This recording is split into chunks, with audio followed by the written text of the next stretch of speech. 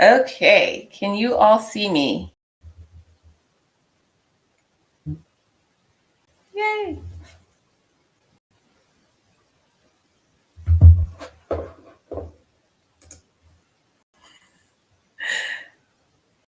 Can y'all hear me?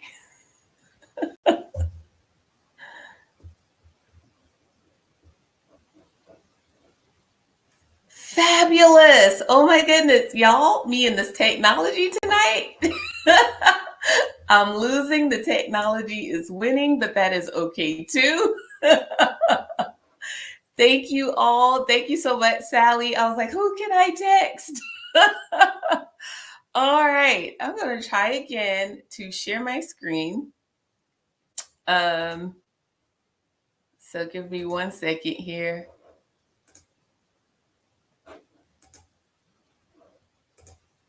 And we will get started. My apologies for all the technical difficulties. So we can see me, we can see the PowerPoint. Yes, and yes. Good to see you, ladies, this evening.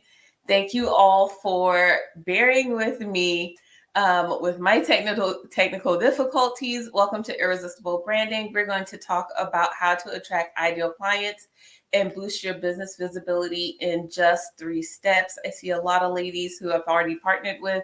So excited, Brenda, that you're here to join us. Y'all, Brenda is our LinkedIn expert, and she is dropping in as well, not only to support, but also to share some nuggets throughout the call as well. So, Brenda, if ever you need to take the stage, let me know, and I will figure out how to bring you to the stage so that you can share your wisdom as well this evening. Hello from Toronto. Oh my goodness. Yes. Where is everyone dialing in? I have already forgotten my manners after this little snafu, but where is everyone dialing in from? We've got Toronto. We've got North Carolina. Where else is everyone dialing in from? I see people still joining as well. Feel free to put in your chat where you are dialing in from. So glad y'all can join me this evening. All right. And for whatever reason, I can do that. Hotlanta. It is warm here. I don't know if it's warm there, but it is definitely warm here as well. So we are going to jump in. Welcome y'all to the 1X, virtual studio. I'm so excited that y'all are joining me tonight. This is going to be a jam-packed evening. So if we're ready to get started, I love ground rules, but I want to say, like, we are all adults here. I don't know about y'all, but I do not enjoy going to webinars and workshops where people are like, type 1 in the chat. We are not doing that tonight. So if you're like me and you don't like typing 1 in the chat, then please feel free to engage as much as possible in that chat. I do want to hear from you. So if you are here tonight, it's because your brand is possibly in a place of pivot right now. Maybe you are rebranding. Maybe you are realizing that the market you're serving is no longer serving you well. Maybe you're looking for a new market to enter into. Perhaps you're creating a new industry and you need some extra guidance on what that's going to look like for you this evening. So I am very curious what industries everyone is a part of. I know a lot of us are coaches and consultants, but in what industry are you doing that coaching and consulting? Feel free to put it in the chat. I love reading the comments and seeing the feedback. Hello from Phoenix. Welcome in. The industries that you all are serving in. Love to see what those are. HR and education consultants, healthcare accreditation. Love that. Marketing and LinkedIn. Yes. Awesome. So, a lot of what I talk about with women, not only around personal branding, but also pricing. So, if you've struggled to maybe get that offer suite just right or get that pricing model where you want it to be, maybe you're looking to build your legacy brand and you need a nice, solid foundation. This is the place you all want to be tonight. And so we are going to jump in. Hopefully everyone got the opportunity to download the workbook. I did send that via email with some small tweaks about an hour ago. The old workbook is just fine as well if that's the version you've got. There's just, like I said, some slides that I moved around, and I want to make sure that you got the most up-to-date information. Awesome. Operations consultants in the house. So who do we serve here at the 1X Brand Agency? Sometimes I hesitate to put the slide in, and then I realize that there were men registering for things. Men, y'all are welcome. Y'all are definitely welcome to take in the information. The information is great for everyone, quote unquote everyone, but very specifically, who we serve are women in business who are leveraging their expertise, that want to solve big problems in a meaningful way and still doing what she loves. And this is the core of the work that I do here as a consultant to women in business like you, ladies. So if this is you, please type in the chat like, yes, I am. I belong in this. I belong here tonight. Type I am. Service-based marketing. Awesome. Awesome. If you're a woman in business who leveraging your expertise and you are solving the world's biggest problems, I am so glad that you are here to join me this evening. All right, so I've got a goal here, and I call these my strategizers, little play on words, right? Like they're strategizing for women, so I call these strategizer sessions. But my goal is to help you all grow your company through creating a personal brand. And it's my hope to help women like you in business get to a place where your brand not only has a solid foundation, but continues to evolve as your business scales and grows. I want you to be able to have a better understanding of how to price yourself to market, how to get that offering service down, how to make sure you're connecting with your ideal audience and getting that visibility that you know you deserve, doing what you love. And I want you to be able to do this without jeopardizing your business, without jeopardizing everything you've worked for, your reputation, and everything that you stand for.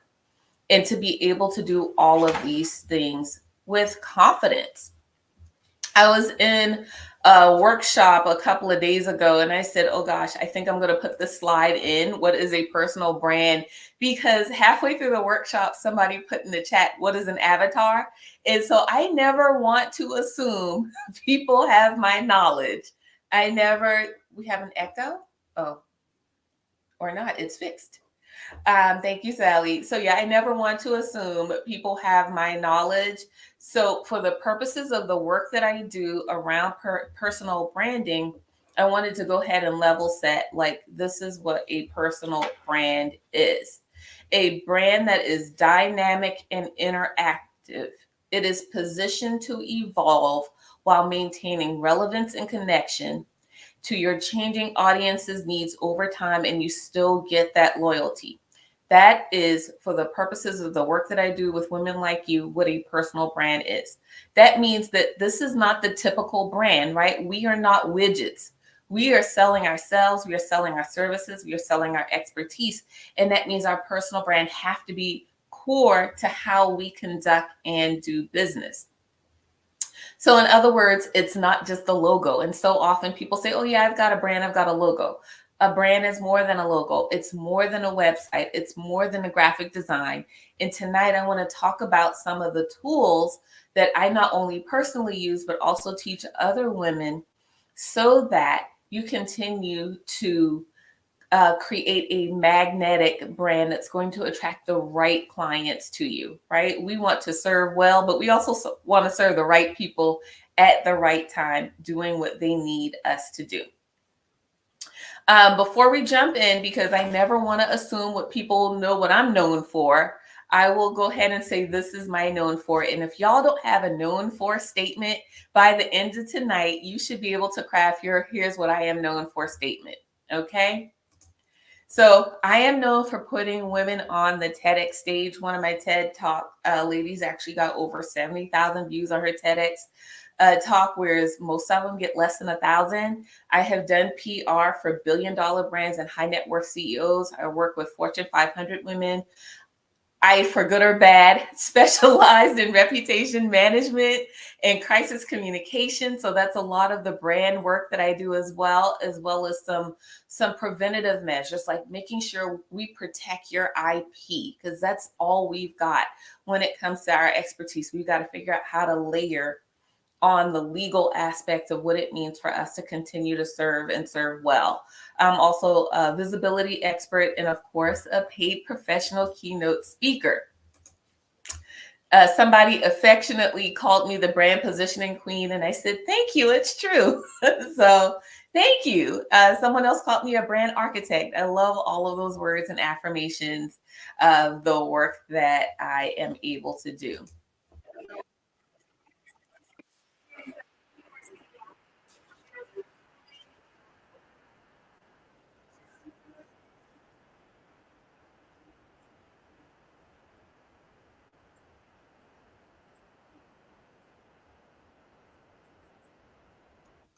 So that was one of my clients, Sajada, and she recently did this testimonial. So thank you if you're on the call, because I know some of my current clients are on the call as well. But how many of us want? You can't hear me, no sound, lovely, y'all. I'm gonna plow through all of the things and provide you the videos with the replay, since this is the kind of evening I'm having.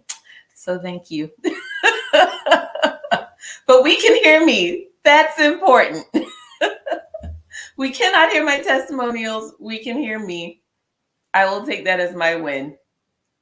But so I worked with her specifically on building brand awareness. She's been in business for about 13 years, and she had two things that she wanted to solve for. Number one, to grow and scale her brand, her business.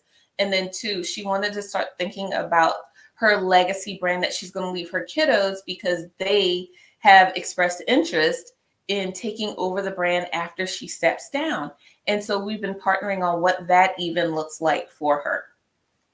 So how many of us want to leave this legacy to a family member, or leave our business positioned in a way that someone else can take it over, or maybe we sell it when the time comes? How many of us want some of those things? Pop in the chat. What is your bold goal for the business that you are building? I would love to know what those things look like. I personally would love to sell a piece, but then give a piece to my nieces and nephews, since I don't have any children. But I'm very curious. What do you all want to do with your business? Sell it. I love this. Sally said, I am selling this business you're helping me build, Sybil. You got it. Awesome. So also me, right? Because I did not get here overnight. I had a pretty swift exit from corporate. And I don't know how many of you all had that experience, that lived experience of being, a corporate executive one day, and then the next day waking up and realize that the job that you held for the last decade or so no longer exists. And I had this moment of reckoning, and I was like, oh my gosh, what do I do? Like, I've grown accustomed to four walls and, central heat and air. I didn't want to go back to corporate. I no longer enjoyed serving these CEOs who wanted all of my best, but there was no reciprocity, right? It was a very draining experience. And so I had to really reconcile the old me with the new me. So I started selling just a little bit of everything. Brenda said, same here. I had to start selling just a little bit of everything, just to make sure that, like, the basic needs were met. So I went through financial, courses, selling that, life coaching, writing resumes, doing everything I possibly could to figure out how to redefine me. And when I realized that that was not my challenge only, but the challenge of so many women like me, I was like, okay, how can I document how I did this?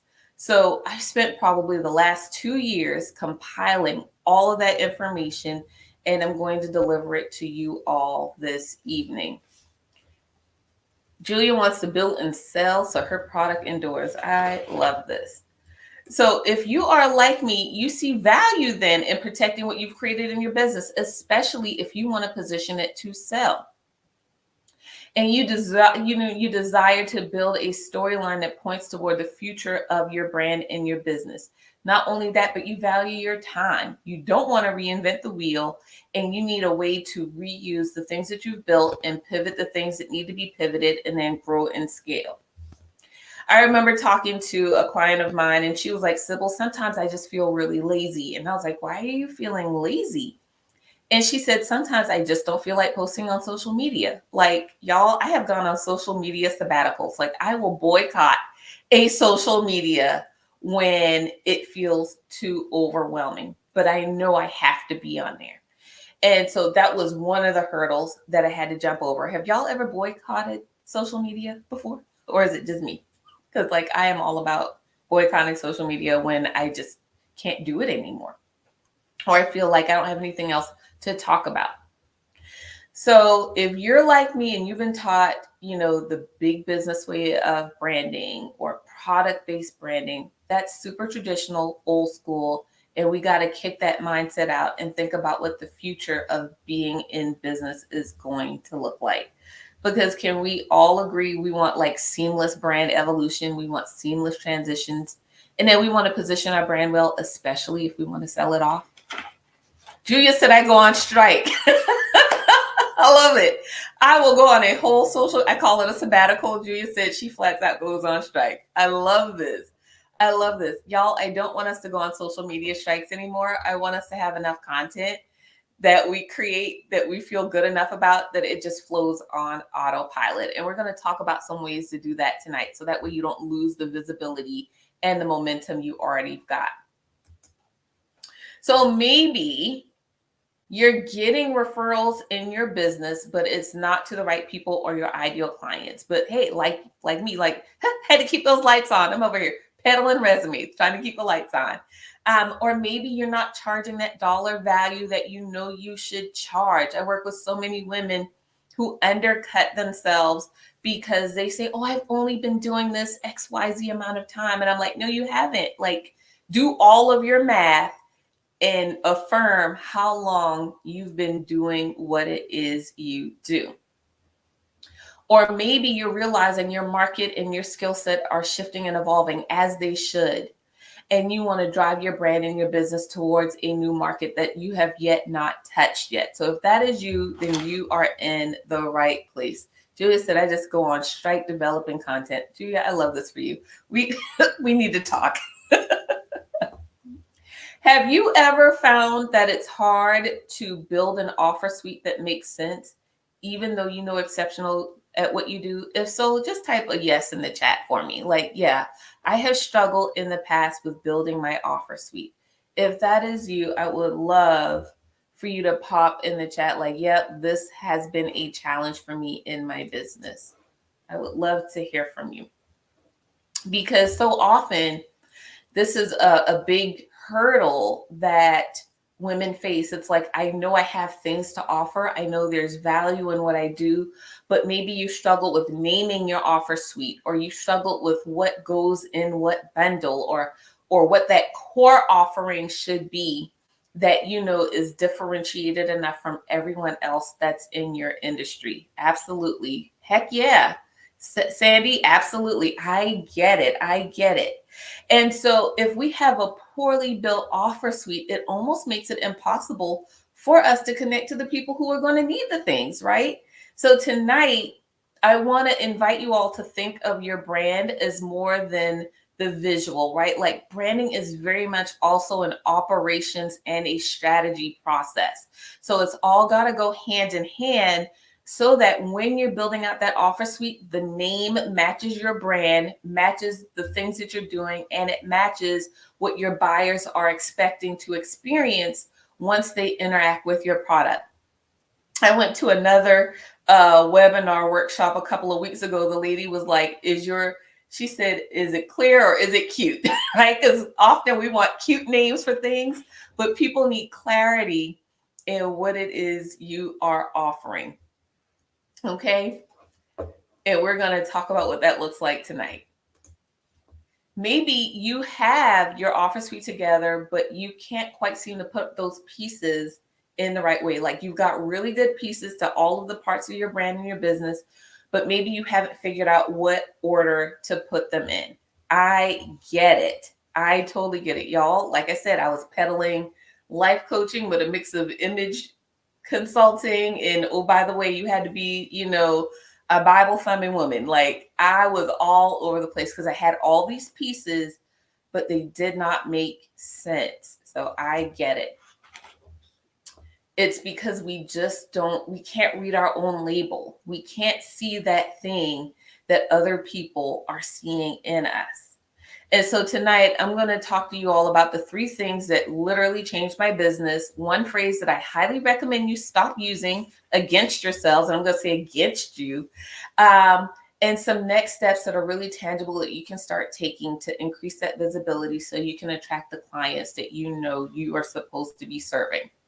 And if you're a current client, y'all already know I got 2 words. It either needs to be simple or easy. Everything I am talking about tonight is going to be simple or easy. Otherwise, I'm simply not going to do it because I just don't feel like you should have to work that hard to do something that you enjoy and a service that is needed. All right. So these are the 5 deadly words. Write these down. I think it's in your workbook. It's just what I do. How many of us have ever used those words? It's just what I do. Some other common phrases. Oh, it's no biggie, right? That's no biggie. Oh, that was no big deal, right? And all of these iterations of the it's just what I do. And when I realized that those words were not only killing my brand, but devaluing the work that I did, it was no wonder I could not increase my prices because I was going around telling people, oh, that's just what, oh, that's nothing. Oh, it's nothing. It's just that thing. And so often we minimize our thing, even though we've mastered it. And we think that because somebody else is doing this other thing, that's the thing we're supposed to be doing. That's the thing we're supposed to be selling. And we start coveting the gifts of other people rather than really leaning into the gifts that we are supposed to be serving with. Julia, I emailed the workbook. If you don't have it in your email or see it, I will share it at the end with the instant replay. Thank you for letting me know. Thank you for letting me know. I will make sure to get you a copy of the workbook. So we buy into this narrative that building a business is hard because we forget to focus on the things that we call our just things. These are my just things. But I want you all to think that those just things might be the thing that you're supposed to be selling. That is the next thing that is going to help you leverage your brand in a brand new way. Okay? Here's also what happens when we say, oh, that's just the thing that I do. It sends some mixed messages to consumers. Anytime we minimize our greatness, it sends mixed messages. Oh, thank you, ladies, for sharing the workbook. Thank you, ladies, so much for sharing the workbook. But here is what it signals to customers. And that's why these words are so harmful. Okay? It signals to customers that you don't have an awareness of what you are actually doing. And I know we're like, oh, well, it's no big deal, but it might be a big deal, right? Like how many of us know how to cut a cartwheel, right? Like I still know how to do a cartwheel, but I don't actually know how to teach somebody how to do a cartwheel, right? Like I can't be over here Simone Bilesing my cartwheel, but I know I know how to do one in theory, right? And so we've got this unconscious competence about things that we know how to do really well, things we've mastered, but we don't have the words for it. We don't have an awareness of it. Awesome. Thank you. Okay. The next thing that it does is it tells people that I don't value my gifts and neither should you. And this one was a really hard one for me while I was building and rebuilding my brand, because some of the gifts that I now serve in, and I don't know if this is y'all's testimonial too, but some of the gifts that I'm now serving in are the same things that people told me were no good in corporate. oh, Sybil, why are you talking so much? Why do you want to do these things? Why are you trying to go the extra mile? And now I realize it's because they didn't value my gifts. I stopped for a short time valuing the exact same gifts that I now get to serve with every single day. And so if you don't value your gifts, no one else is going to value them either. So don't minimize the things that might be your thing. The next thing it does, and it's mirrored to that, is that it signals to people that you don't think it's a sellable skill set. Y'all, I was sitting in traffic last week at the most dangerous corner ever. For those of you all who are in the Raleigh-Durham area, y'all already know that little turn at Briar Creek. That's the most dangerous traffic light you can ever be in. And so I'm sitting there, and there's this vehicle that is, wrapped next to me, and it says mobile knife sharpening. Have any of y'all ever heard of mobile knife sharpening before? I know I did not.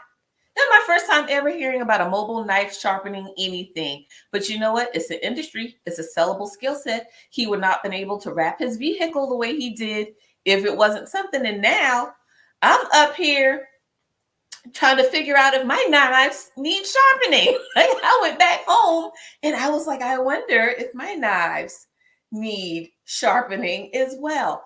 Everything is a sellable skill set once we give it words. And so often we are just missing that word or set of words that make it make sense. Flora, then you already understand. Okay, you understand Briar Creek and the chaos that is at 5 p.m. And all I could do is just sit there and wait for him and his mobile knife sharpening to move so I could try and make my turn. But the last thing that it does, it signals to our clients and our consumers that we don't have a documented or repeatable process. And this one is huge, especially for those of you who intend to sell your business. These are especially important for those of you who intend to sell your business. If that thing, your how, your sweet spot is not documented and repeatable, then it's not going to sell well, because people need to know that they can pick up a book and pass it off to somebody and make it happen. It's also important, if you start hiring staff, that they can replicate everything you do and get equal or better results than if you had done it as well. Interestingly, veterinary clinics and sharpen the scissors too. See, I was, like I said, a last week old. I had never seen that before, but that is an amazing industry.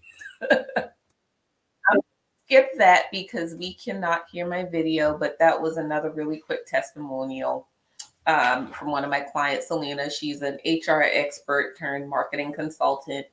And she was talking about her aha moment when she realized her sellable skill was the thing that she was supposed to be talking about. But again, it was minimized through corporate chaos.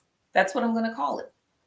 But at the end of the day, the lesson learned was, I cannot expect ideal people to invest in what they can't see or what I cannot prove, which also meant I had to figure out how to prove what it was I was doing, which meant I had to make sure my process was repeatable.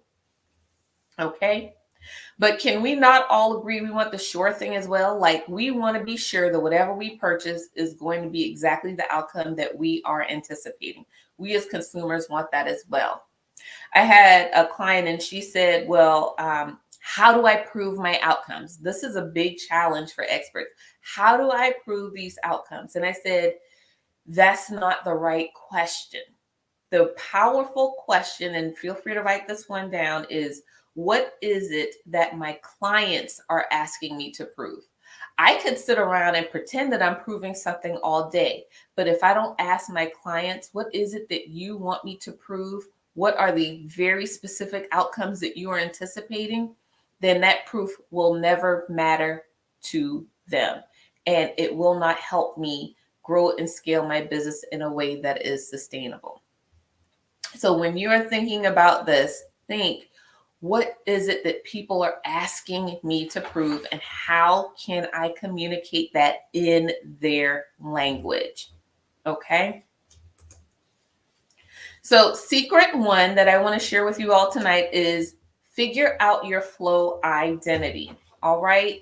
What is your flow identity? Like I said earlier, it's that thing that you are doing and you don't even realize you're doing it. Having your flow identity means you have developed a level of self awareness that is beyond what most people would call being self aware. Okay. Um, I was recently on a call with another expert, and she said, "Hey, Sybil, I'm trying to get some new clients. How will you describe my expertise?" And I was like, "Well, I wouldn't describe your expertise. I would describe what you're known for." And I said, "And you're known for these three things. Did I get it right?"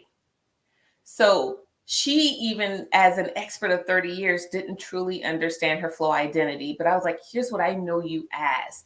And none of it had to do with her background. As a matter of fact, I don't know about y'all, but I'm not working in the degree that I went to college for. How many of us on the call are working in places and spaces that have absolutely nothing to do with the degrees that we earned, right? We are working in our flow state. So your job at the end of this experience is to leverage that flow state even more. My degree, I don't know, for those of y'all who know me super well, but I actually majored in psychology and chemistry um, in college. Like I was a double major, psychology and chemistry, and am using, I mean, I like the psychology aspect, but right, like I am using no chemistry for real, unless it's, me baking a cake or something like that. But flow identity is so much better than any of those things. She said, I am nowhere near a social or ology. I love that. I love that. I love it. I am not a psychiatrist. I am none of the above. Okay. Flow identity is what makes your brand magnetic. I know we talk a lot about magnetic brands. It comes from your flow identity. Okay. When you clearly articulate your flow identity, people will want to work with you because you'll be talking their language and you won't even realize that that's what you're saying. Imagine accomplishing so much more through content creation, through follow-up emails, through sequences, all because you get this one part of your brand right. Okay? It used to take me about 3 hours to craft content, where now it takes me less than 30 minutes. And then I schedule that thing on out. And I've got more interaction today in the last, year than I had in the last decade of producing what I thought was quality content. Absolutely. Flow identity it's the jam. Okay. It is where you need to be. Once you get this thing right and you find your it, you will always have the right words to describe what you do, and you will consistently attract the right clients to you.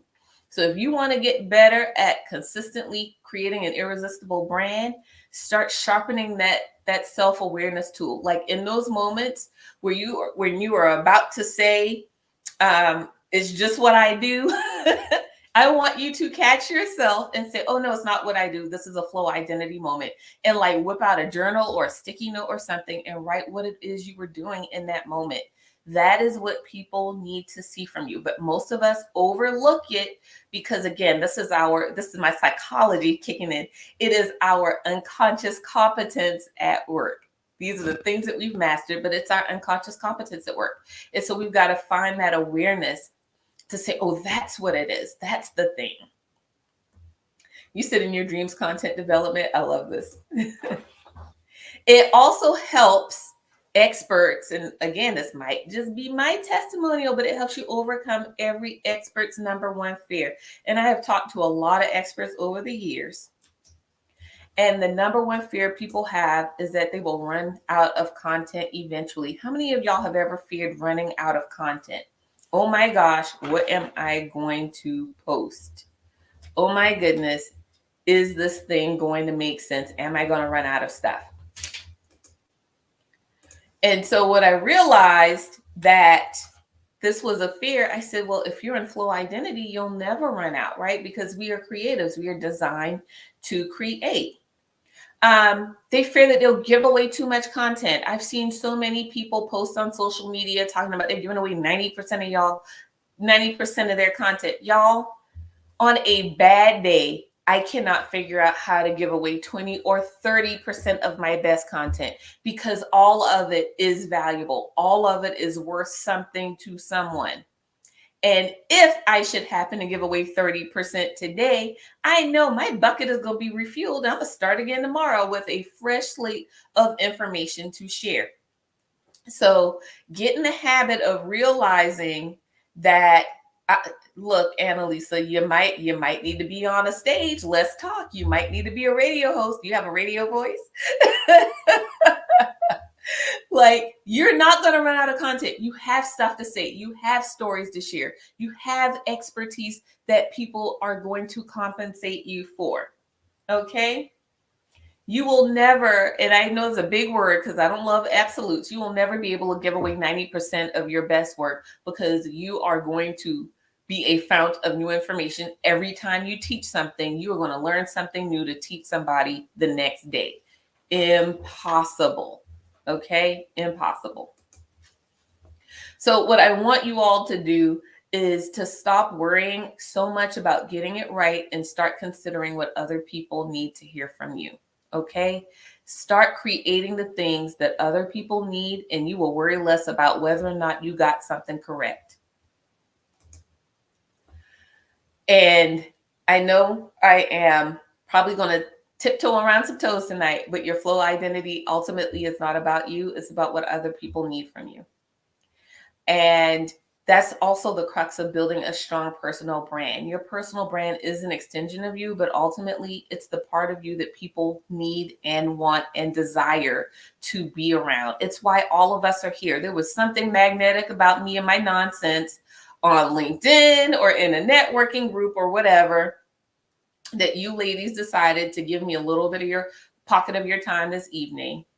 And it's because I am here to give something that I have that you might need in service to you. It ain't got nothing to do with me. Like, do I love what I do? Yes, but this has absolutely nothing to do with me. I love what one of my clients, Crystal, said. She was struggling with messaging herself and how she does the work that she does. But after partnering with me, she feels aligned internally with how she describes her work. And that's huge for me. I was talking to another lady and she was like, I don't care about alignment. I just want to build my business. This is not the right station for you. If you just want to build something, I'm not for you. I want women who want to build with intention and enjoy everything they are doing. And so, you get to decide how you want to drive, grow, and build your business.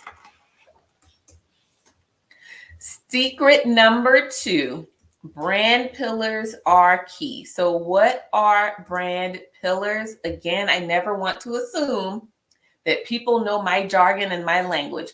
Brand pillars are simply your core values.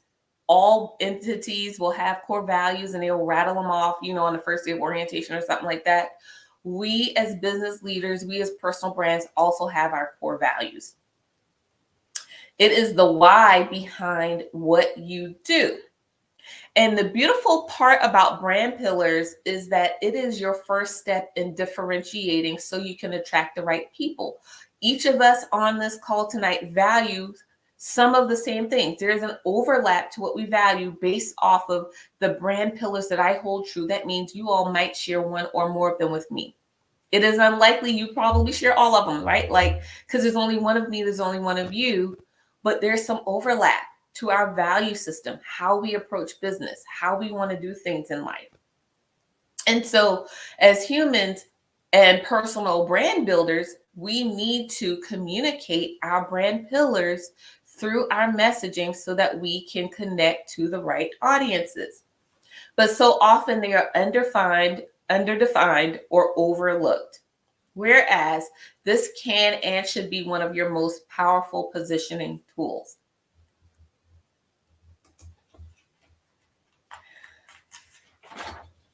what I've seen is, when women are working through their brand pillars, they want to start with like really lean, high level. Oh, yeah, authenticity. Y'all, authenticity is dead. Like, go a little deeper and figure out what your brand pillars are.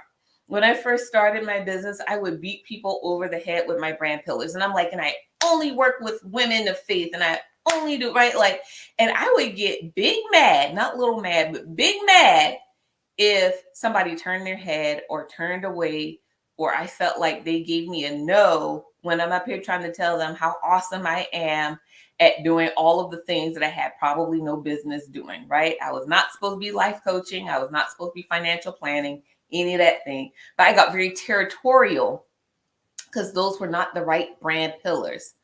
With my new set of brand pillars and my new attitude and my new reputation for how I'm approaching things, it makes so much more sense, right?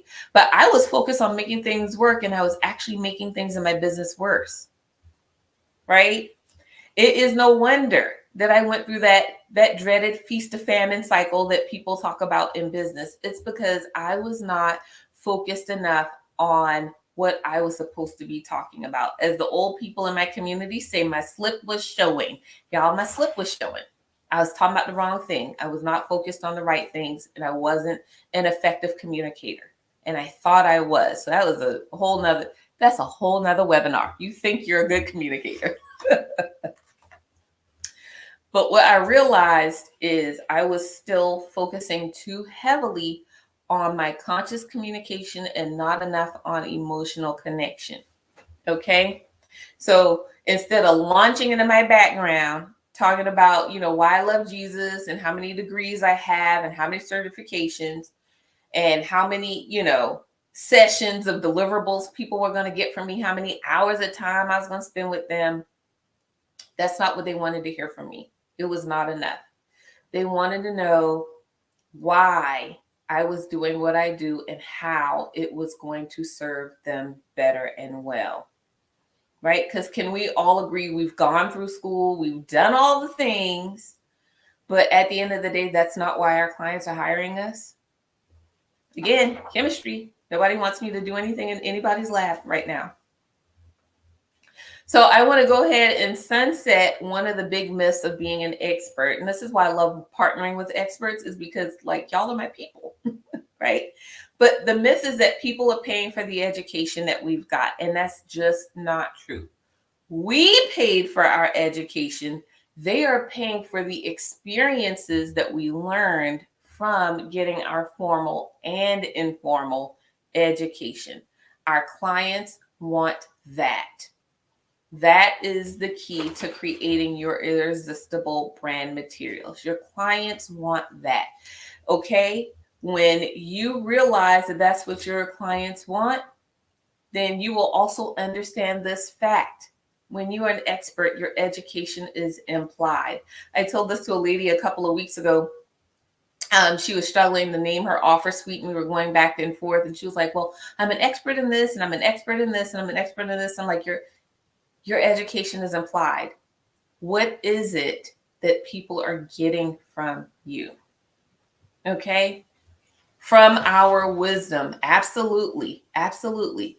Your school of hard knocks is what people want from you. Your wisdom, the formal and informal. When you are an expert, people already know you got something going behind you. They already know you multiple degrees. They know you got your CV in line if they require it. But that's not the initial thing that is going to draw them to you. So start shifting your mind to say, how can I communicate? Absolutely. Absolutely. How can I communicate this other thing, this intangible thing that they can't get anywhere else? Okay. Then there's the flip side, right? Those of us who said, you know what, I'm going to be different. I'm going to differentiate myself. And we spring our pendulum too far. Differentiation in the wrong way is just as bad as not differentiating at all. And so when I thought about what differentiating really meant, I was like, okay, does your weird match my weird? Like, that's my new conversation. Like, do our weirds match? Does my foolishness match your shenanigans? Great. We might be a good fit. Can I say which part again, Lori?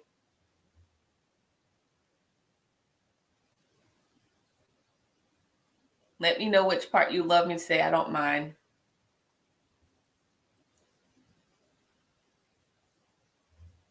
I will wait and see what you put in the chat. But yeah, my weird matches their weird. This might be a good partnership. Oh, before differentiation. Got you. When you're an expert, your education is implied. They are paying for, yes. They are paying for your informal and formal experiences. So the formal education you've gotten and the informal lessons that you have learned in life. Absolutely. Great question. Thank you for stopping me.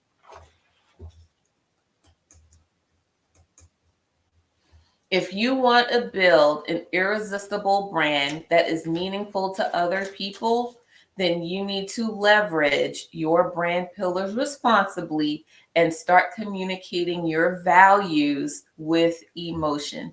And I know emotions are hard for us who function with a lot of logic first, and we process our emotions later. Like, if that is you, say, yep, I am that. I am that. I am that person who starts with logic and ends with emotion. Or I say, you know what, I'll deal with the emotional stuff later. Let me get through my logic first. Yes. So in your notebook, in your workbook, I love that too. BL plus BP equals BB. What does that mean? That means buyer language plus your brand pillars will create believable branding. Okay.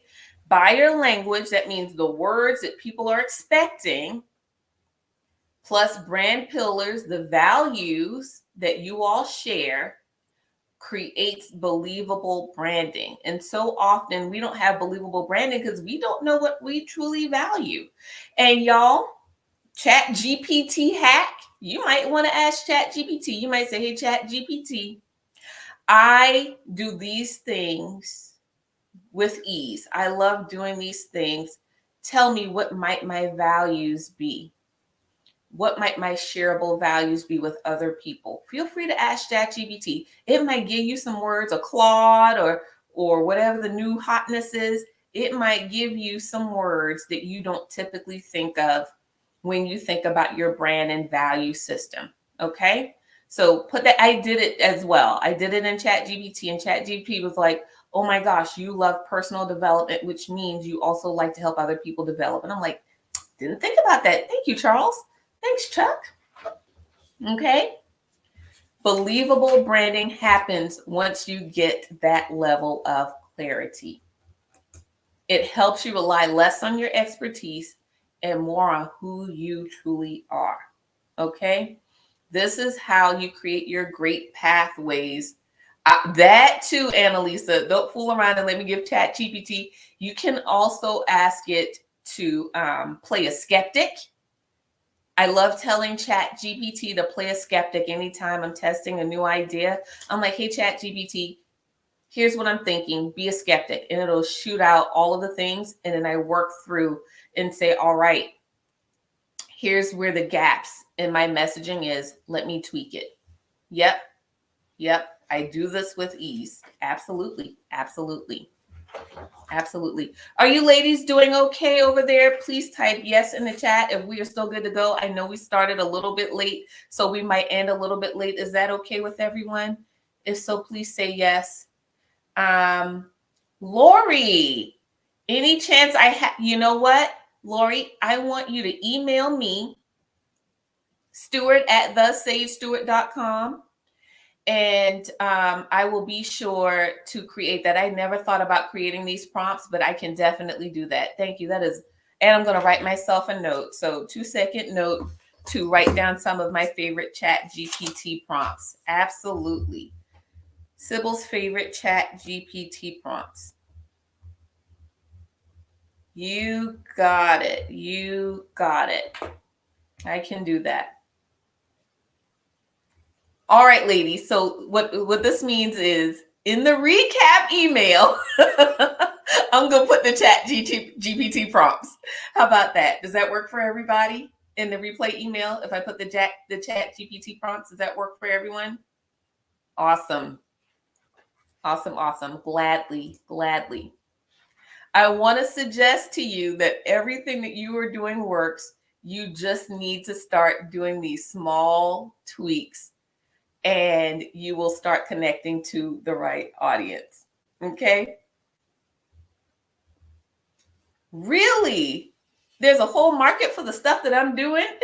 Do y'all see how y'all are helping me layer on to my business right now, even in real time? Thank you so much. So, secret 3, communicating your brand nemesis. This is probably my favorite part to talk about because brand nemesis are really controversial and I love controversy. Not really, but I do. But recently I was on a call with a lady in my mastermind group and absolutely Judy. Judy, hello. Great to see you tonight. And she said, so she's been in her same field for about 20 or so years. And she said, Sybil, I feel a little too old to rebrand, but I know I have to step up my branding game so that I can transition into the second phase of business. And she said, it just feels like a struggle. And I said, well, have you thought about parity? Have you thought about the paradox of everything you're doing? And she said, no, not really. I said, well, then you need to get vocal about your brand nemesis. So what are brand nemesis? It is anything and everything not in alignment with who you are, what you do, or how you serve. Okay? Anything not in alignment with how you're doing what you do and why you can do it better than anyone else. Right? How many of us have been told to niche down and it's like cringeworthy? Every time somebody told me to niche down, I would grab my pearls in my ears tonight. I would grab my pearls. I was like, oh, they're telling me to niche down. And it just kind of chased me and I didn't get it. But I want to suggest to you tonight that this is the secret sauce to niching down that most of us don't realize or we don't leverage it enough. And this is what irresistible brands do. I also want to put a pin in, not all irresistible brands are created equal. There is one very famous irresistible brand that exists in the world right now that is running for president, right? And like or dislike this person, they have managed to create an irresistible brand because they leverage brand nemesis so strongly. Now, I am not saying to go up there and ruffle everybody's feathers. That's not what I'm saying. But there is an intelligence behind saying, here's what I do and do not do, and here's what I do and do not stand for. Okay? I'm not saying go on this whole global market and do foolishness. Okay? But what I am saying is branding with your brand nemesis will help you separate from what feels like noise and competition, because you're going to be writing through the voice of what you do and do not believe in, right? Does that make sense? Such as clients who check a box versus invest in their people. Oh, gee, that part. So you need to start asking yourself, what is the one thing my clients cannot get anywhere else? What industry trends are you against? What industry, if y'all would pop in the chat, what industry trends are you against? I, for one, am against coaches who do not eat their own food, okay? These coaches who have these I'm gonna make you a millionaire programs and they have yet to earn 6 figures, those are not my people. Predatory consulting and coaching, those are not my people, right? Those are industry trends that I am energetically against and that I consistently fight against. And I am very vocal when I see social media posts from people and I'm like, this don't even match. Like your messaging does not match what you are saying you are. Coaching as a means for discipline. I'm trying to tell y'all, there are so many things that we are against that we can. How many people got some new content just off of this question? Like, ooh, I can start talking about this tomorrow. Those who call themselves disruptors. How many? I'm so tired. Look, Look, you're a contrarian. What does that even mean? Brand new content streams could come from off of this question. If you just start talking about the things that you disagree with in your atmosphere, you will never run out of content. You will never run out of content. Okay? But most experts avoid talking about our nemesis because we don't want to make enemies. I get it. Trust me. But here's the thing. How many of us on the call, Annalisa, you said a whole word. How many of us on the call have ever been called angry or aggressive on a big time Tuesday or Thursday when you're just trying to sip some tea and mind your own business? Right? I know that's not just me. And so in my mind, if you're going to call me angry, aggressive, loud, overbearing, and all of these other words that people call women who have a voice, I might as well say the thing anyway, right? Like, if that's what you're going to call me, I might as well go ahead and say the thing that I wanted to say in the first place, since you've already made up your strong will, right? I might as well go ahead and say the thing I was going to say. You are already not one of my people, which means my people are glad that I am saying it. My people are excited that I am saying the thing. Michelle, what a trip. I love this. We will both be wearing orange jumpsuits. Oh my goodness. Needless to say, the best way to demonstrate your brand's value is sharing what you want to be known for and fearlessly communicating what you do not want to be known for. Okay? When is the last time you said, here's what I do not do? I don't know about y'all, but when I started communicating my brand emphasis, I was like, here's what I don't do. And I don't do this, and I don't do this, and I do this. And I know we get really fearful of saying, here's what I don't do, because we think that we're turning away customers, or we're leaving money on the table, or we're going to offend too many people. Need I remind y'all of this man running for president on the big stage who has found a way to create more user-generated content than any other presidential candidate? Like, mind blown how many billions of dollars he saved, all because he figured out how to create brand nemesis and enemies and friends, all with his powerful message, right? Like, and he very clearly says what he does not do, whether or not we agree with it, right? I'm against marriage and family therapists who counsel couples to just save the marriage. Oh, I agree, Judy. I absolutely agree. Please do not save somebody who is in an abusive relationship. Oh my goodness. That is absolutely the worst. But here's what a brand nemesis does. It creates the niche you did not know exists and the niche that you didn't realize you were already in.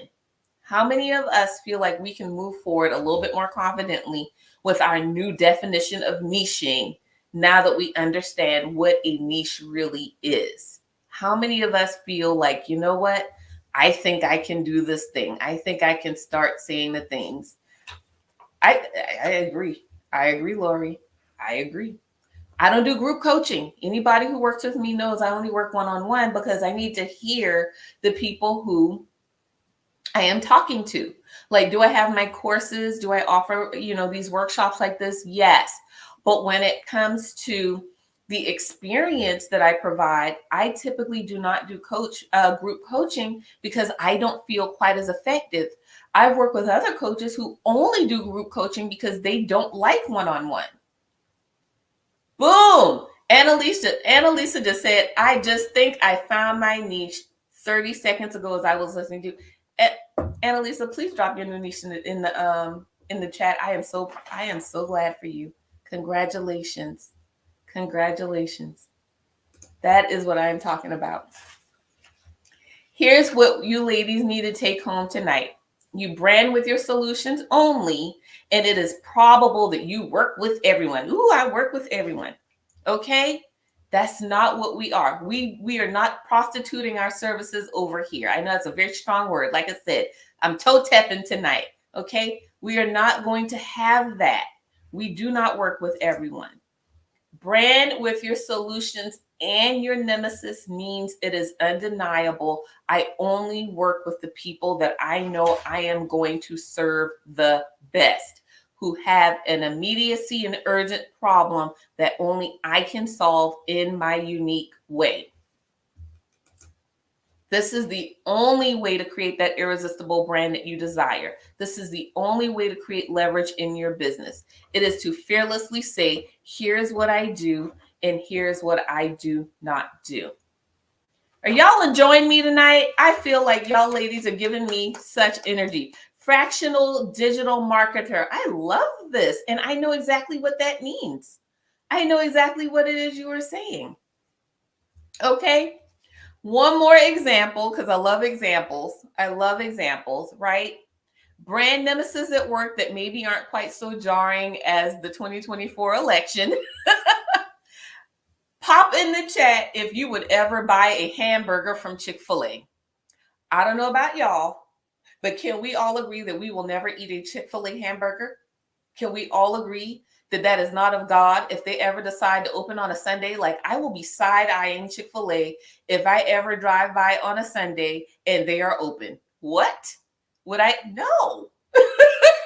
I will side-eye, say, nope, that's not God. Nope. That is brand nemesis at work, y'all. That is brand nemesis at work. And guess what? They're still the number one fast food establishment, the number one ranked fast food establishment. Unless it's a chicken burger. Exactly. What? I'll be clutching my pearls. And where is the cow? Where is their Chick-fil-A cow with the little sign to give all of them? What? No. That is brand nemesis at work. And we don't think about it because that's not how we're taught to think about niches and nemesis and how we brand ourselves. Oh, thank you so much. Thank you so much, Judy. Julia said it don't matter. I don't eat meat anyway. Are y'all having a good time tonight? I am so excited that y'all are hanging on with me tonight. I am so excited y'all are hanging on. Judy, I am so glad you are getting so much good stuff from us tonight. So here is a sample, and y'all, like I said, I believe in using myself as a use case. Right? Here at the 1X Brand Agency, we help women in business leverage their expertise to solve big problems in a meaningful way while doing what she loves without ruining her reputation. So many women I partner with, you're like, oh my God, Sybil, I can't ruin my reputation. And I'm like, you know what? I got you. We are going to protect that reputation. How many brand nemesis did you just see in my statement? Because I called out a couple of them. How many? Can y'all guess how many are in there?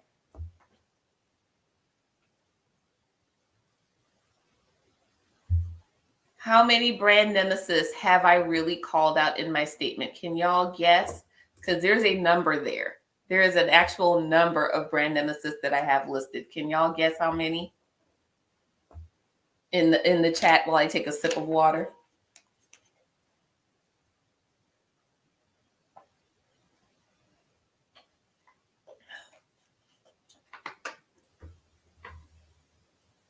Lori said 5. Brenda said 6.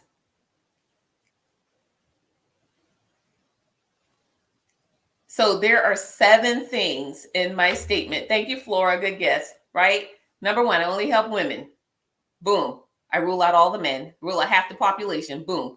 4 billion people gone. Experts. I only work with experts. So if you are pushing anything other than your expertise through productizing yourself, productizing your genius, I'm not working with you. You better be solving some big problems. I only work with women who want to solve big problems. Number 4, it better be meaningful. I don't do Band-Aid and duct tape solutions and that sort of thing. You gotta be doing what you love. You gotta make sure you don't want to ruin your reputation. Did I miscount? That might only be 6, right? Women in business, leveraging that expertise, solving their problems, meaningful way, doing what you love. So that was 6. And you care about your reputation. So 7. 7 different things that I am saying, here's what I do and here's what I will not do. Here's who I'm working for and here's who I will not tolerate. If you don't care about your reputation, then I'm not going to work with you. If you don't love what you do, I can't work with you. If you don't want to find meaning for yourself and the people you serve, I don't want to work with you, right? Get really good at saying this thing. This is my known for. I am known for working with women in business who are leveraging their expertise. So by now, you all should be thinking about your known for statements. Your known for statements also include the things you are not known for, whether or not you realize you are saying it. Does that make sense? Does that make sense? So, how many of you all are like really like on fire for personal branding, right? How many of us are really excited about all of the things? I know Annalisa said, look, I got my whole new fractional digital, I'm trying to find it in the chat, fractional digital marketer. Up, I found it. Peculiar question for you. Have you seen any backlash by using the term women? Annalisa, no, I have not, because I go back to the people who know me know exactly what I mean by that. So sometimes I will exchange women with female founders, but it depends on what space I am in. If you identify as a female, yes, I will also partner and work with you, but like it very clearly rules out a certain sect of people. But good question. Thank you for asking. Thank you for asking. Great question. And I also came from the DE&I space. So anybody who wants to challenge me on gender jargon, like they can step up to the plate. I'm also ready. Because like that was my jam. I still, definitely support that community of DE&I leaders as well. So I try to stay up on information, but again, I know the language is evolving and changing. And so I do try to be honoring and respectful of other people, but also honoring and respectful of what my brand really stands for. And I know that can be a slippery slope. So again, it's not about being offensive, but it is about saying, here's who is included in my conversation. That doesn't mean that I'm not advocating for other people, right? Makes sense? Awesome. So I'm sure by now we all got a lot of ideas, right? And it might look like a whole bunch of sticky notes like that are on my desk right now. Like, hey, Sybil, please give me the chat GPT things. Right? You realize, oh crap, ideas are flooding in. What do I do with all of this? If you will all indulge me just a little bit. We've talked about your flow identity. We've talked about your brand pillars. We talked about the critically important brand nemesis for your business. But now it comes the time to say, okay, here's how I want to move forward with my one thing. I'm a huge proponent of one thing. And again, y'all already know I was up there. I was doing too much, talking about those are my 7 streams of income. I was doing too much resume writing, life coaching, financial peace, musician planner, etc. Index cards. I love index cards, Flora. But yeah, how many of us are like, okay, I think this is my jam. I got my one thing. If so, I would love to talk to you all briefly about positioning your brand quickly so that it can start earning you profit. It is not enough to generate revenue. You've also got to figure out how to generate profit. I worked with so many female founders and they are generating revenue, but they haven't figured out how to build back profit into their business so it can continue to scale and grow. And so when you think about positioning your brand to profit, it really is to make sure that you can position your brand as quickly as possible without jeopardizing everything you work for, everything you've already built, everything you already stand for, and all of the people that you intend to serve. And so it is why, like I said, I focus a lot on the how of things, and the how that I created after about 2 years of tweaking, testing, trials, tribulations was the Elite Brand Clarity Blueprint. And this really is the core of all of the work that I do. And I was like, okay, how can I again, take all of the goodness of helping women create their brands and put it into something that makes sense, that's also self-paced, that is going to grow, evolve, and shift and change as you grow, evolve, and shift and change. And these are time tested and like proven again and again from women who just started their business last year to women who've been in business for 30 years and they're like, Sybil, I need one more brand tweak before I, wrap this up or sell it, etc. And so I came up with the Elite Brand Clarity Blueprint, and I would love to offer this one to y'all. And again, thank you for indulging me not only past time, but also with my technical issue this evening. I promise to give a clean recording.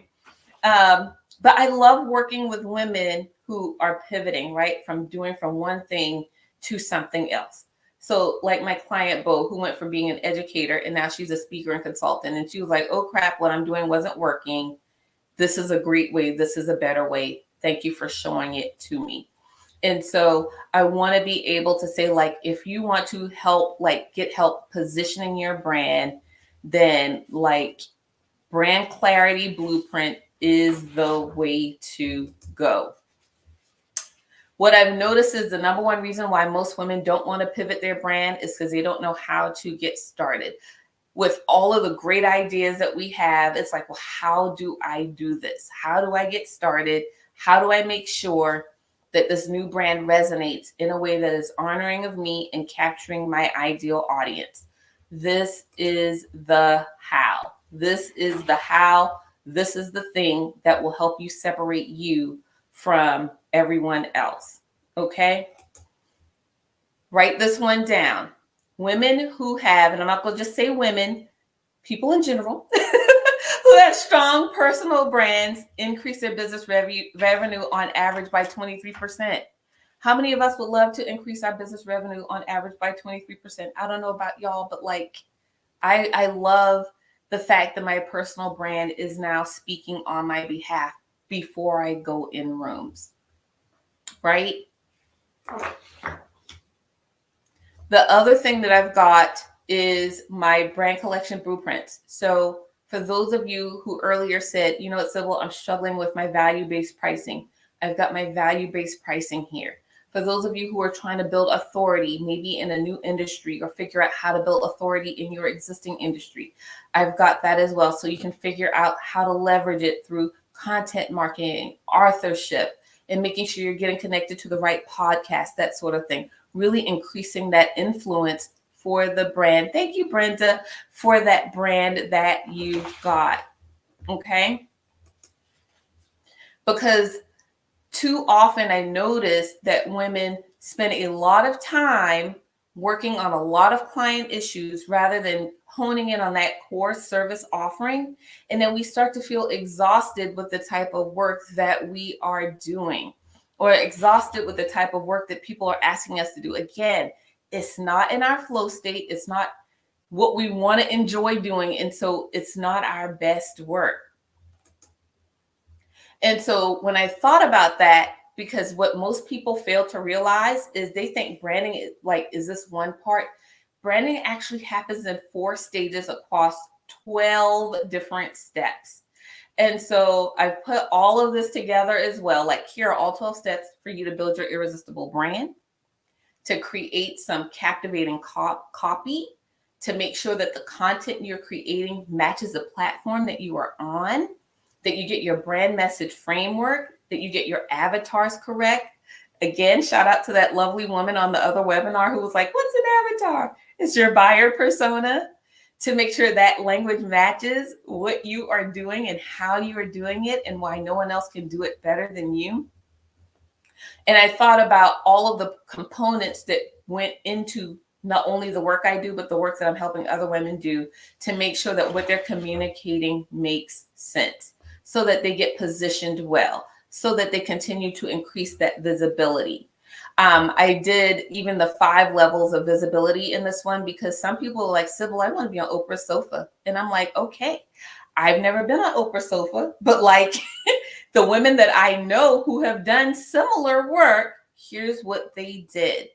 So it's not just me talking, it's also the women that I've partnered with who have gone on to be in national publications and global and international experiences as well. The name of the game here is I want to make sure that you get your new audience right the first time, that you're not batting that ball back and forth, especially if you're like, oh my gosh, I got new stuff. I got a new name for myself. I got all of these things. I want to make sure that it now gets connected to your new correct audience. And I think I put this in your workbook as well. When you've got a visible brand, you can command up to 13 times more than people with a lower brand visibility. I work with a lot of speakers, and literally the first course of action is for me to tell them add a zero. I'm like, whatever it is, whatever your price is, just put another zero, and then let's have the conversation, because you're building brand visibility every single time. Are there any professional speakers on the call or women interested in speaking? I am extremely curious. Any paid professional or hopeful professional speakers on the call? Because speaking is always the thing that I tell women to add to their business if they can. You can easily, Lori, you can easily add another 6 figures to your business bottom line. Absolutely, Michelle. And want to do more. You can easily add another 6 figures to your annual bottom line once you become a paid professional speaker. Okay. Once you add that. Now, I did not include, but if you ladies, request it, I will put it together. But I do have my speaker boot camp. I did not put it in the slide deck. If that's something y'all are like, oh my gosh, Sybil, you got speaker? Yes, I did. And it's exactly the things that I did. Some people are like, oh my God, it can take years to get paid to speak. It took me 76 days. I was counting because I knew I needed the income. It took me 76 days to get my first 4-figure speaking engagement. And then a couple of months after that, I got my first 5-figure deal. Okay. Speaker boot camp, please. Michelle, you got it. It is possible to garner the dollar amount that you desire to get paid to speak and add that to your business. And it is not a lot of overhead to be a speaker. For those of you all who are speakers on the call, you already know. Thank you so much. Thank you so much, Annalise. And I know this probably feels like a lot, because when you think about overhauling your brand, and this is one of the concerns that a lot of women that I partner with have, is they're like, Sybil, I got to update everything everywhere. And these are just some of the places that we have to update, right? This is what being omnipresent is going to look like for us in the future. And we got to own what that looks like and feels like. Now, this is only 30 locations, but there are over 60 locations that your brand potentially touches. And most of us don't have a checklist for that. And that is why I wanted to make sure that I provide the checklist to y'all. So 60-point checklist for everybody who just got overwhelmed by, oh my gosh, when I do this, I'm gonna have to update the website, the social media, the LinkedIn, the this, the that, the emails, all of these things. This is the protection part of your brand that often we overlook, right? Did you update the legal stuff? Did you update your contracts? Did you update your demo reel if you are a speaker? So this 60-point checklist is there for you as well, to make sure that while you are going through your rebrand process, you do not miss a step, okay? I would love for you all to indulge me like 5 minutes more. And I know I am going over time, and I appreciate everybody for hanging on, but let's just say you want that $1 million brand. What does that mean? That means your base hourly rate needs to be $500 an hour. I don't know if y'all know that or not. Like, if you intend to have this $1 billion brand, thank you, Judy.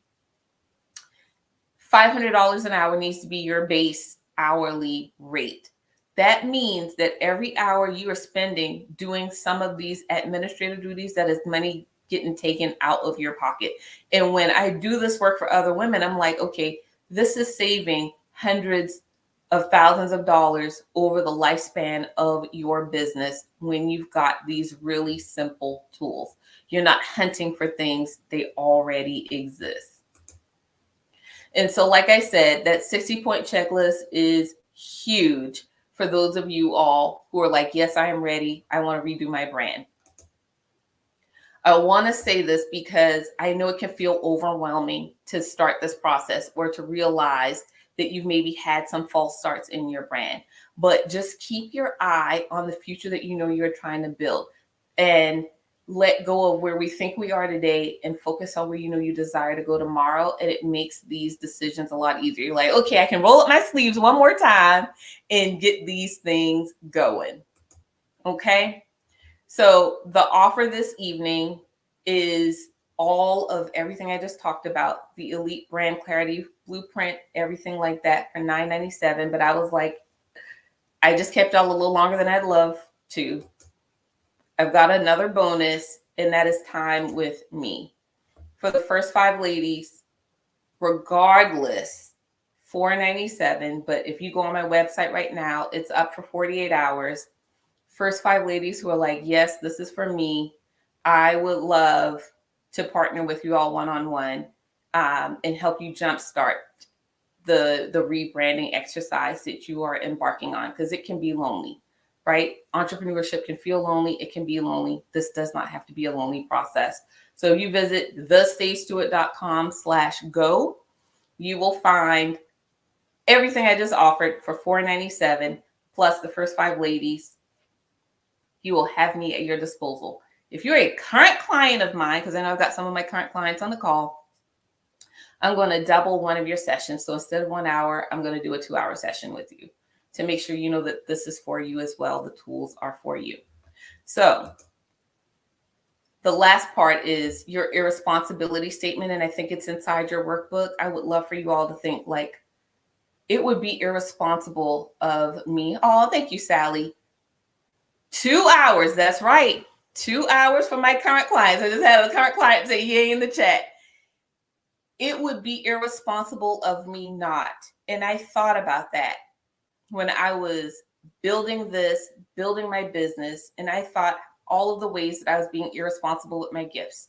Y'all, I don't want you to be irresponsible with your gifts. If it's not me that helps you, it might be somebody else that helps you. But the last thing that we should do is not serve people well and still make sure we take care of us. You are at the center of every single business decision you make. And I want to make sure you are cared for, regardless of you taking me up on my offer or you take somebody else up on their offer. Entrepreneurship does not have to be lonely. We do not have to do this stuff alone. I've got tools that help. I'm sure there are other people who have tools that can help too. Okay? But to grow your business, you've got to start letting go of things. Everything from imposter syndrome to that 60-point checklist that I talked about. To grow these things, you've got to be able to let go. All right? So like I said, here's the website. I will make sure to put it in the email replay because I know some ladies had to drop. But I would love if there are questions for people who are still on the call. I will take questions. If there are resources that I mentioned that you would love, please put in the chat as well for me right now.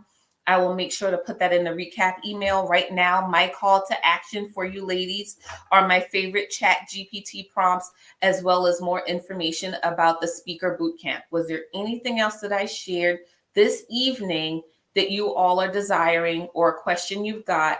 Please feel free to pop in the chat right now and I will stay on and answer as many questions as I can. Okay?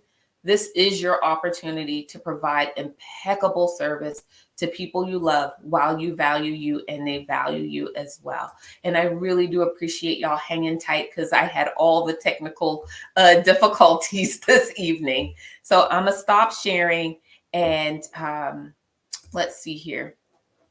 Any questions or other resources you all would love to have? Thank you so much, Annalisa. Thank you for coming in tonight. Any questions, any other resources you all would love? Yes, it is a self-paced course, Lori. Absolutely.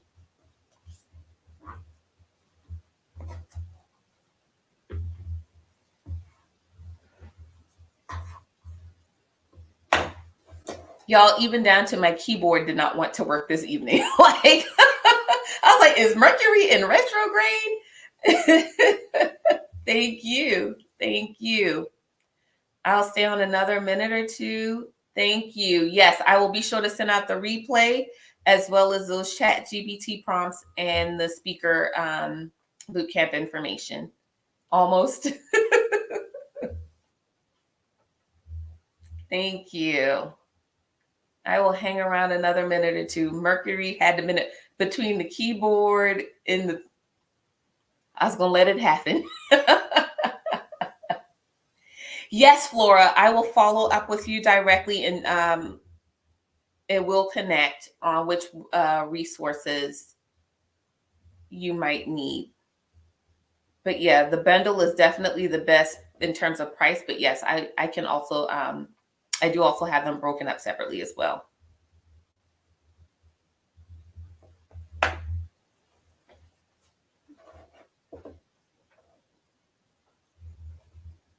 Any other questions before we head out for the evening? Can I show the bundle again? Absolutely.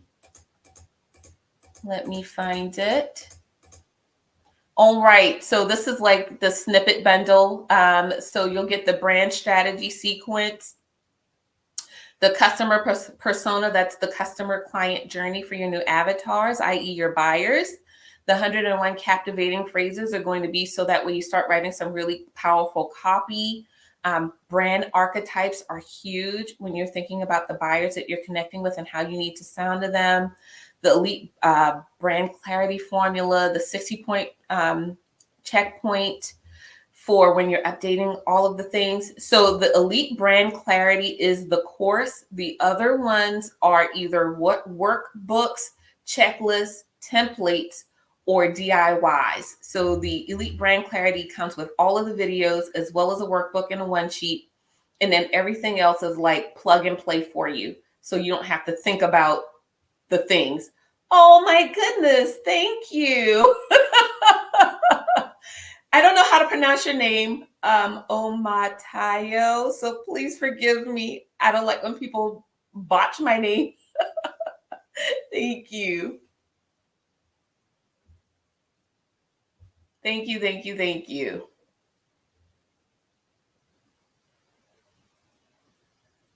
All right, great question, Lori. So for the elite brand clarity, I would say dedicate, I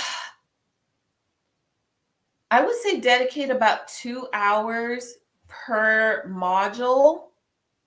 And there are 7 modules for that. And then the rest of it really depends on how fast you're trying to create your new content. So for example, the buyer persona, that shouldn't take but maybe an hour or so, but like the 14-day content creation challenge, I don't recommend creating all 14 pieces in a vacuum. I do recommend doing it day by day, but if you wanted to like double up on the content, you can do that and get through it faster to make sure it sounds the way you want it to sound. The 60-point checklist, if you have somebody to farm that checklist over to, that would be wise, a VA or something like that. Because we don't want you, that's not where your time is best spent, right? When it comes to, let me click back.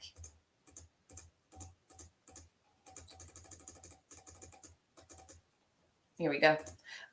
When it comes to the self-evaluation process, I tell people, do it with intention. Typically, my clients spend about 4 hours with me. When we partner on it together, it may or may not take you that long, especially if you ask other people to ask you those questions. You can roll through it a lot faster. But again, this is about like everything with intention, and how you want to drive that next phase of your brand forward. I hope that helps. In terms of the speaker boot camp, that one is an 8 weeks process, and each one of those modules is about an hour long. Absolutely. Great questions. Thank you. Absolutely. It is $497, and the first 5 ladies also get 30 minutes with me. So first 5 ladies, but regardless, $497, first 5 ladies will also get the 30 minutes with me.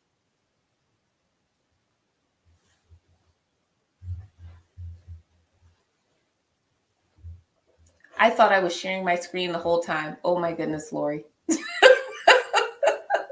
was like, certainly you're seeing what I'm seeing.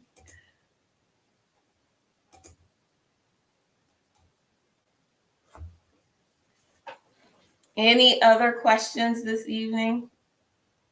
Yes, yes. So I think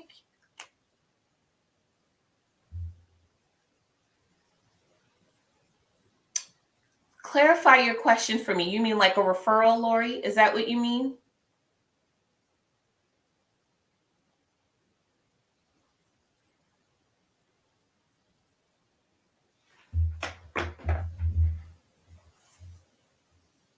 Got you.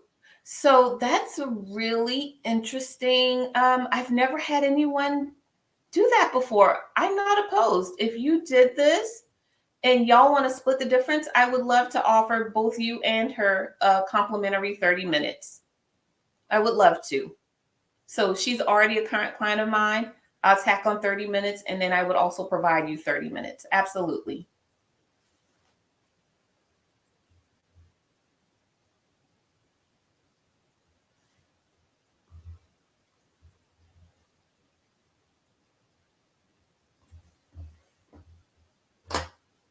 Absolutely. Absolutely. It was such a pleasure. Thank you, ladies, for attending tonight. And like I said, for hanging on a whole lot longer than I thought.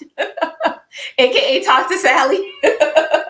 Look, Sally might turn around and end up getting a whole hour and a half. If she doesn't, and you do it, Sally just got a whole session and a half added to her experience. So yeah, you tell Sally, do you want another 30 minutes with Sybil? Awesome. I will see you ladies soon. It was such a pleasure, and I will make sure to put the recap in email. Y'all have a fabulous rest of your evening.